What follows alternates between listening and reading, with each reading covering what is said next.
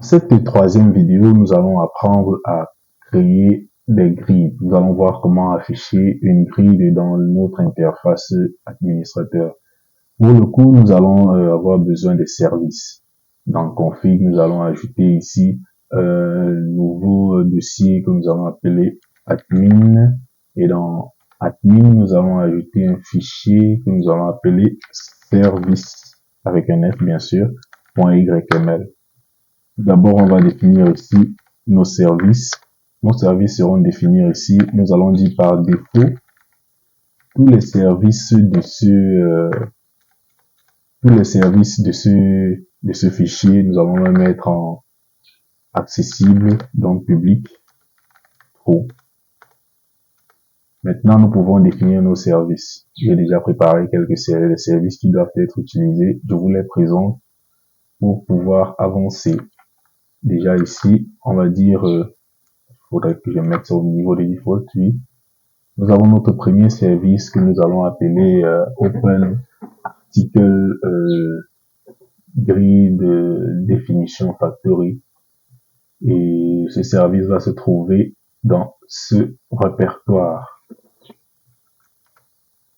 Nous allons venir ici dans SRC, ajouter un nouveau dossier.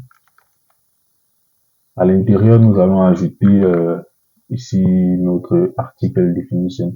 C'est ce service qui va nous permettre de placer de définir notre grid. Comment est-ce qu'il devrait s'afficher. Il n'a pas mis de namespace par défaut. Bon, c'est pas grave, on va le créer. Namespace, on copie.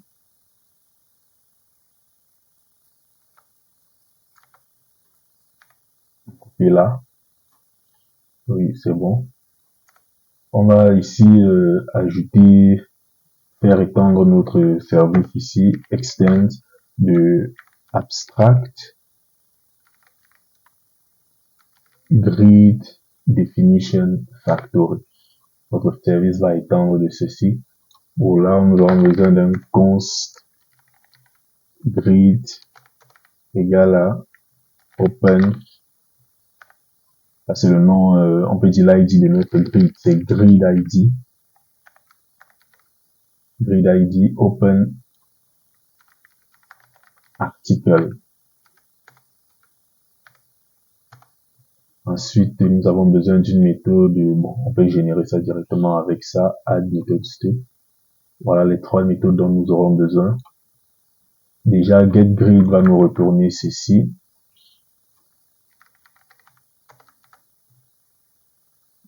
Il va faire un self. Self. Voilà, il nous retourne le nom de la grid, getID.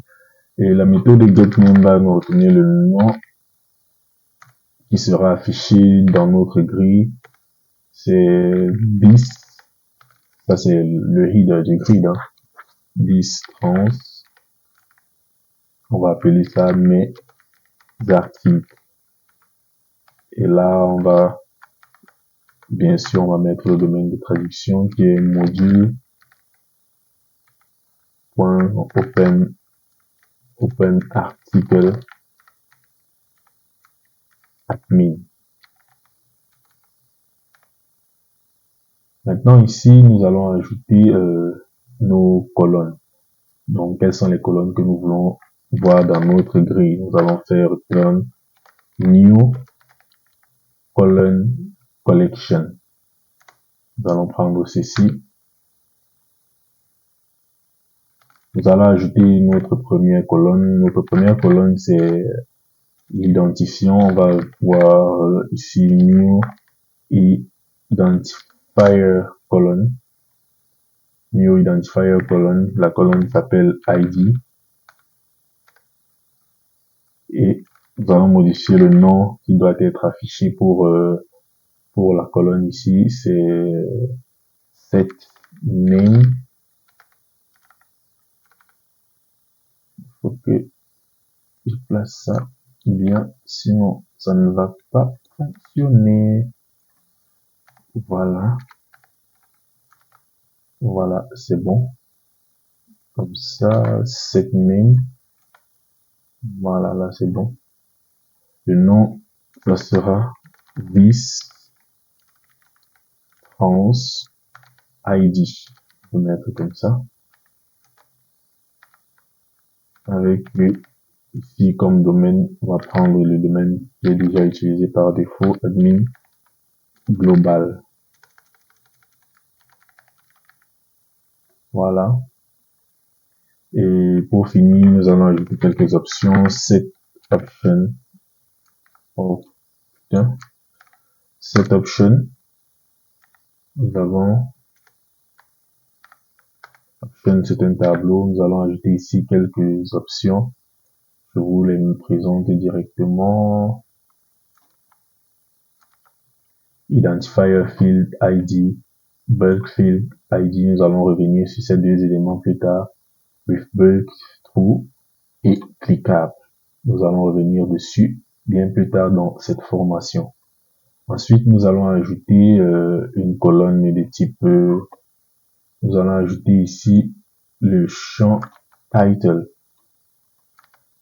Ça, c'est pour le titre de notre, j'importe déjà ça, c'est dans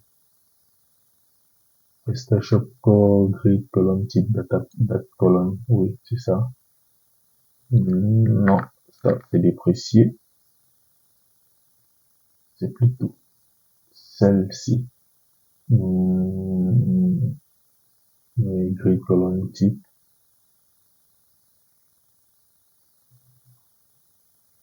Oui, enfin, nous allons ajouter title. Nous allons ajouter quel autre champ déjà? Nous allons ajouter le champ product pour nos produits. Ensuite, nous allons ajouter un dernier champ, c'est le champ action. Je vous le copie directement.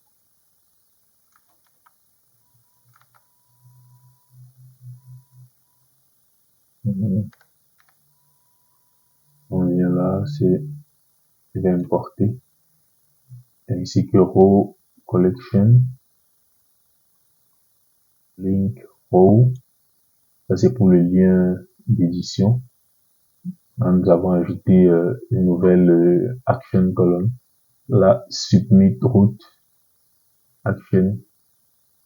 Ce qu'on peut faire pour un début, il va me créer des erreurs, mais bon, non, il n'y aura pas d'erreur pour le moment parce que nous n'avons encore aucun article, donc on peut ajouter ça. Nous avons link row action, ça c'est le bouton d'édition, le bouton edit. Cette icône, nous avons mis en edit. Cette option, nous avons mis, la route va s'appeler OIT article edit. La route name, c'est article ID. Route field, article ID, clickable row, à true. Et là, c'est le bouton de suppression. C'est tout pour pour la définition de notre grille. Pour un début, nous allons avoir ça. Ensuite, nous allons définir notre prochain service. Et le prochain service que nous allons ajouter, c'est notre builder. On viendra là. On prend un article grid query builder. Nous allons déjà ajouter ce fichier ici. C'est dans le dossier query.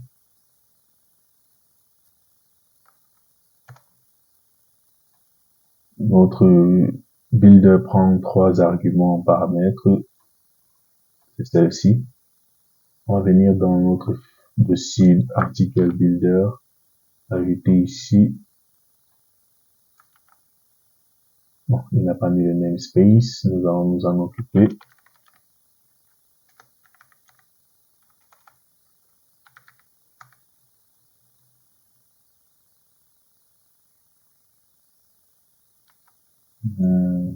Namespace. Oui, là, c'est bon. Nous allons maintenant définir notre article builder à cet endroit. Déjà pour le coup, nous allons récupérer le constructeur. Le constructeur, c'est ça. Et notre article builder, lui, va étendre extend de abstract doctrine query builder. On va se servir de ça pour ajouter toutes les méthodes utilisées, getCount query builder et getSearch query builder. On va ajouter les deux méthodes là.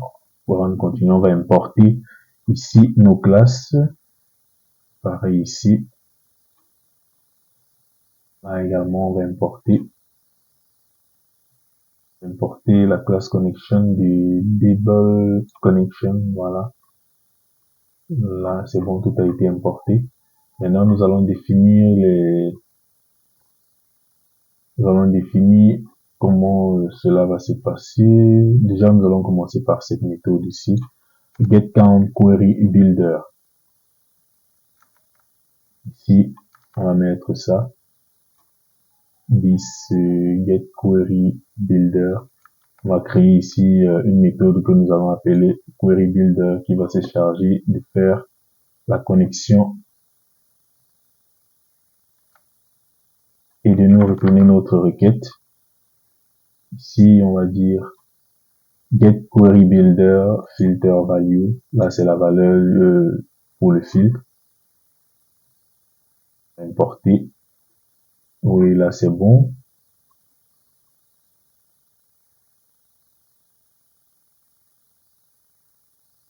Également, nous allons définir le contenu de notre méthode de Search Query Builder.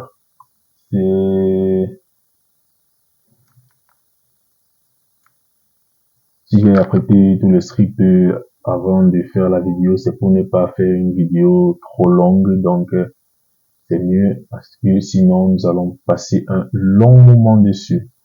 Donc voici notre méthode getSearch Query Builder qui retourne également un Query Builder. Nous allons sélectionner l'ID, la position, l'état actif. Nous allons sélectionner la langue et le titre. C'est tout ce dont nous aurons besoin pour cette partie, pour notre requête pour le moment. Ensuite, nous allons ajouter un autre service, c'est le Grid Factory. On va venir à quel endroit déjà? C'est dans nos services ici.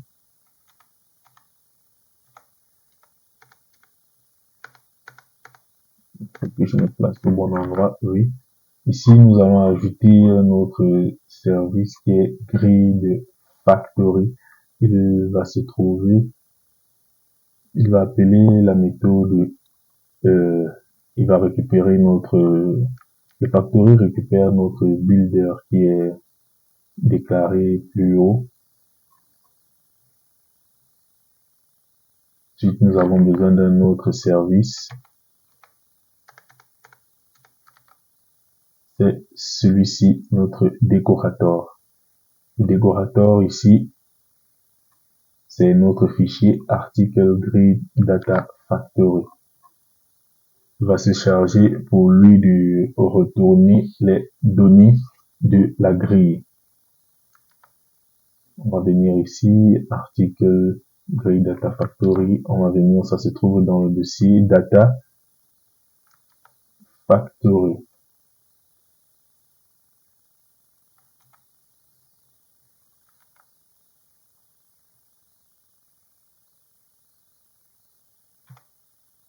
Voilà.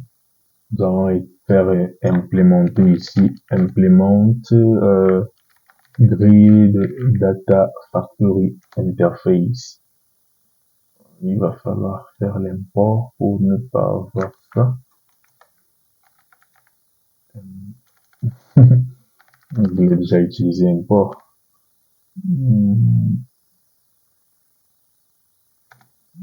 Il faudrait que je commence par mettre déjà le namespace. Sinon, on n'ira pas très loin dessus. On va venir là. Namespace.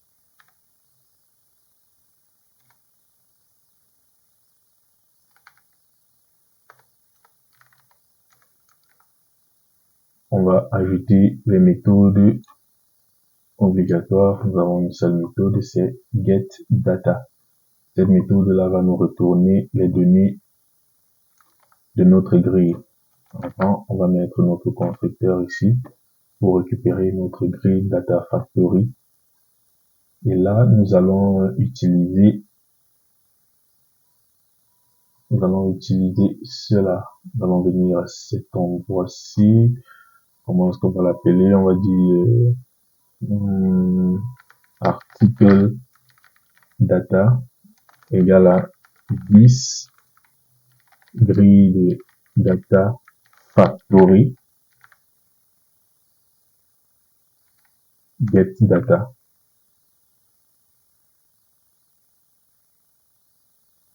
Et il prendra un paramètre le siège criteria. On va maintenant appeler la méthode de modification. Pour le moment, on n'a pas encore. On va mettre ici une méthode private qu'on va appeler apply modification.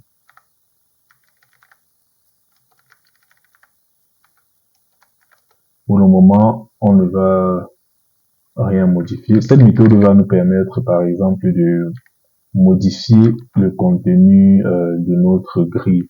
Par exemple, si nous voulons modifier peut-être le nom ou l'ID, afficher autre chose. Par exemple, si nous avons sélectionné un champ logo et que nous voulons afficher une image, c'est cette méthode ici que nous allons utiliser pour afficher l'image dans la grille. Pour le moment, on n'a pas besoin de ça. On va juste retourner toutes les lignes. Ensuite, là, on va appeler ça, on va appeler modified record.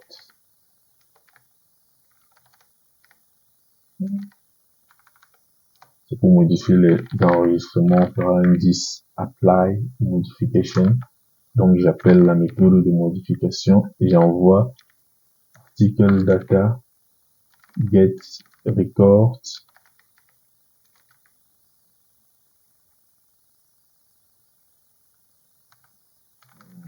all. Voilà. C'est ça. Et là, je retourne maintenant notre grille. Return new grid data, new record collection. On va envoyer le modifier record, les données qui ont été modifiées. Article data, nous allons envoyer ici get record total. Et enfin, nous allons retourner ici la query, get query. C'est bon pour cette partie-ci. Le prochain service que nous allons ajouter, c'est le dernier. Celui-ci. Open Article Grid Factory qui va utiliser les grilles précédemment créées. Pour le coup, nous sommes bons sur tout ça. Il manque juste dans nos grilles, nous allons ajouter un dossier qu'on va appeler filter.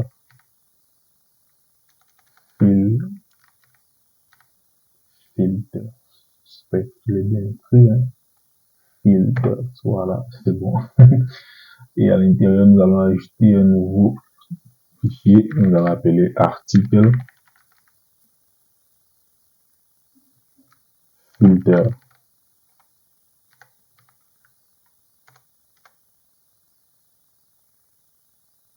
Il va étendre de filters. C'est PrestaShop Core Search. Oui, c'est le bon ici. Si on fait un protect filter ID. L'ID de notre filter, c'est le même que ce que nous avons mis dans le factory, c'est grid ID.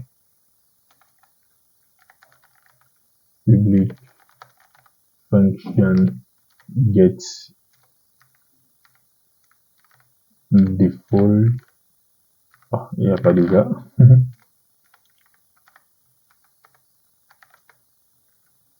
ceci retourne un tableau.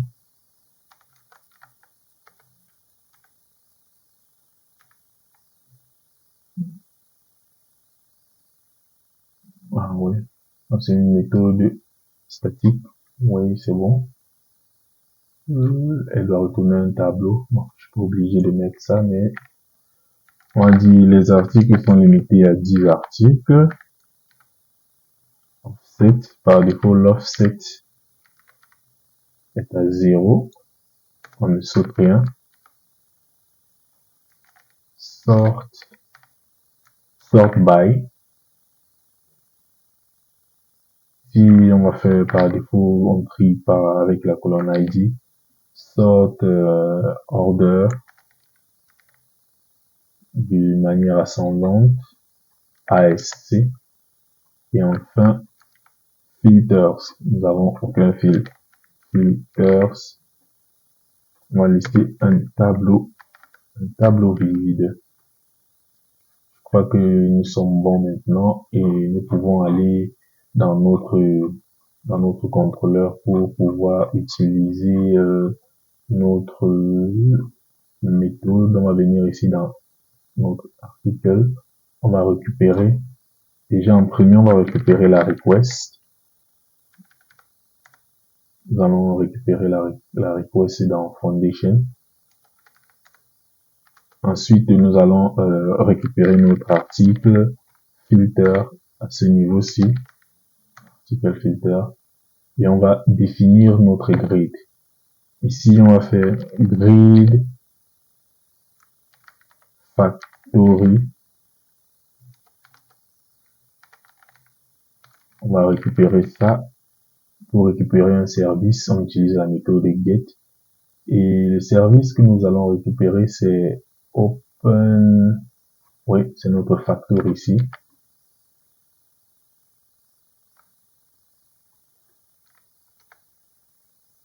Et ensuite, ce que nous allons faire ici, c'est venir récupérer la grille des puits, notre factory, en faisant un get grid.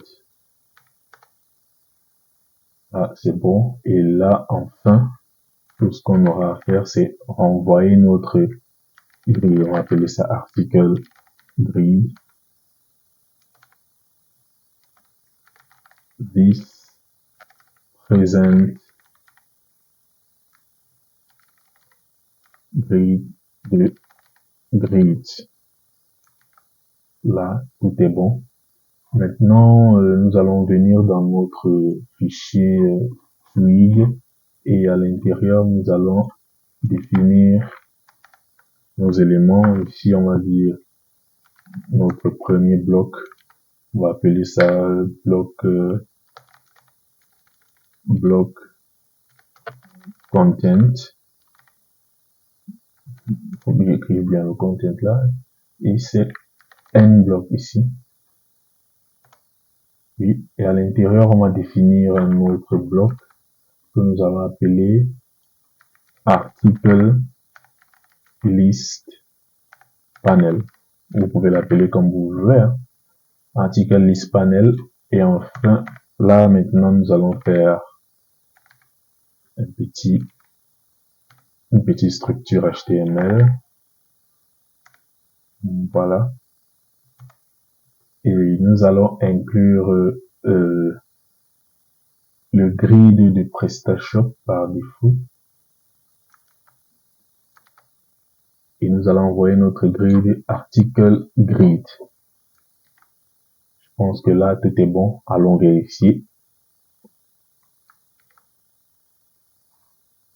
Voilà, il me dit que ceci n'existe pas. On vide le cache.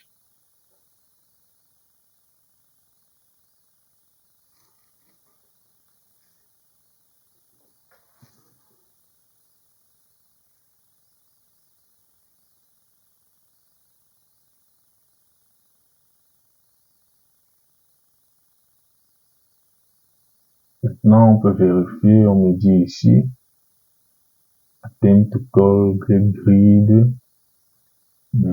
C'est dans quel fichier là? Il dit open article Créer Data Factory.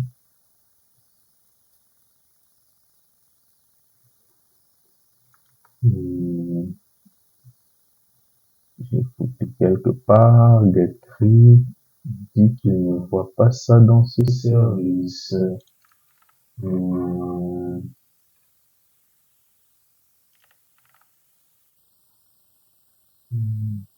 Data Factory.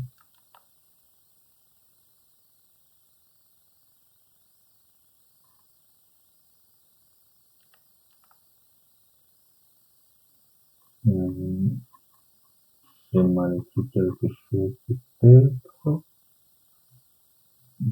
Oui, c'est vraiment mal écrit. J'ai choisi le mauvais service. C'est pas le service ci, c'est le service ci. Il faut être très vigilant, ça arrive souvent. C'est le service ci qu'il fallait utiliser. Si j'actualise, ici on me dit too few arguments.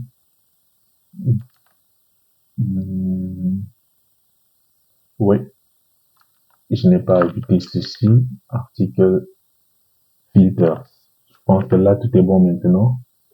Et voilà, nous avons affiché notre grille.